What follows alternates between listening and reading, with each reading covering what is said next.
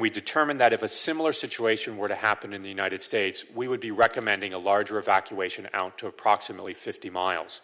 And I would stress that that was based on limited information and was a conservative and prudent decision that we made. So based on that information, we provided a recommendation to the U.S. government, and the ambassador in Japan issued a notice to American citizens in Japan to be advised to evacuate or to relocate to 50 miles beyond the plant. Here domestically, we continue to support efforts to monitor at nuclear power plants and through the Environmental Protection Agency's system. We continue to monitor radiation levels that would be seen in the United States. And I want to stress and repeat that we do not believe that there is any likelihood of levels of radiation in the United States that could cause any kind of public health and safety concern. Now, although we are confident about the safety of U.S. nuclear power plants, our agency has a responsibility to the American people to undertake a systematic and methodical review in light of the events in Japan. Why are there no better standards for spent fuel pools? The spent fuel pools are considered safety significant systems, so they meet a lot of the same standards that the reactor itself would have to meet. For instance, the spent fuel pools themselves are required to withstand the natural phenomenon like earthquakes and tsunamis that could impact the reactor itself. They're required. The spent fuel is required to be able to deal with these severe accidents.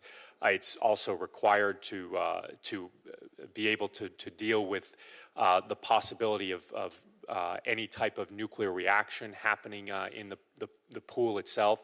So there are very high standards, and they're very comparable to the reactors themselves. Well, didn't Japan have similar standards, and yet the spent fuel pools could not withstand the tsunami or the earthquake?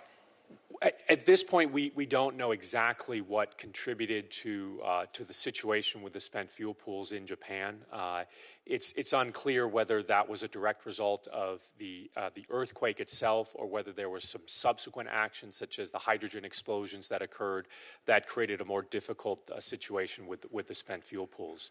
But I would add, from what we do know right now, there are 6 spent fuel pools in Japan, and we believe with a good level of confidence that certainly in the spent fuel pools for Unit 1 is operated normally without any particular challenge.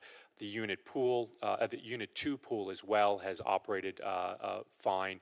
The challenges we're seeing are really with Units 3 and 4, but Units 5 and 6 also were operating in a stable way at this time. So we haven't seen challenges with all the pools in Japan. Is the result of the 2 that failed, was it cracks in the superstructure of the pond itself, the pool itself? Right now, we don't know for sure what the situation is. We believe it's possible that there was perhaps a leak in the Unit 3 pool, and that perhaps there were some other challenges with the Unit 4 pool.